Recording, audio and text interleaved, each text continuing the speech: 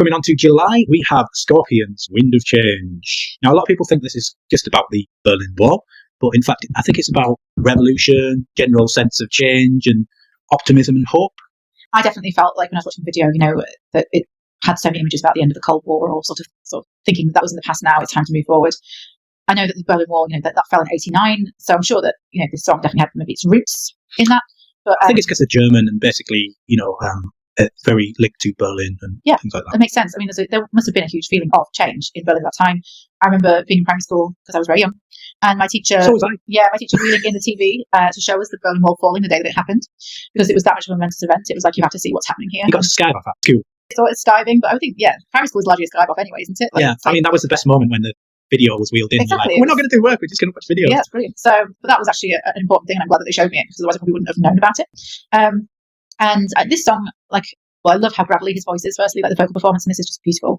And I just feel like it's one of those songs that I know exists. I've heard it before, but revisiting it for this podcast, it's just reminded me what an absolute stone cold classic it is, and how, really it's a song that I feel should be better remembered. Yeah, I mean, we were talking off the podcast about songs that you necessarily didn't like or hated or were apathetic towards, and then listening to them later and seeing them in a different light. I always kind of wrote this song off, but again, when it comes to difficulty, it's actually quite a difficult song, I feel like.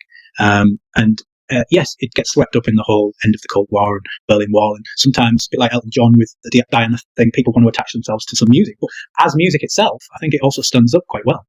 Did quite well in the UK as well. People just think of it as a European hit, but it got to number 4 in the USA, so it was widespread hit, not just in Germany and places like that.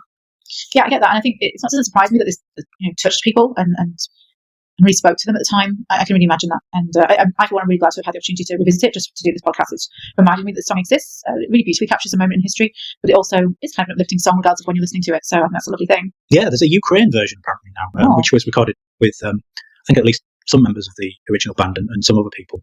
And also, it's widely known as a conspiracy theory that the CIA helped write it, apparently, which is completely untrue, according to the band anyway. I don't know. I think it may be untrue according to the band, but the CIA definitely did get songs written for propaganda purposes. So propaganda exists. Yeah. So I mean, I don't know exactly the ins and outs of it, but I do know that. Shall I say there are rumours? I can't say categorically. Yeah. I don't want the CIA. I mean, we don't know. Is this going to turn into a conspiracy podcast? No, it's not. But if we just talk about facts, apparently the idea came to the lead singer, when he was in Moscow and he was looking at the Gorky Park River, and that's officially where it came from. But unofficially, we don't know. We don't know.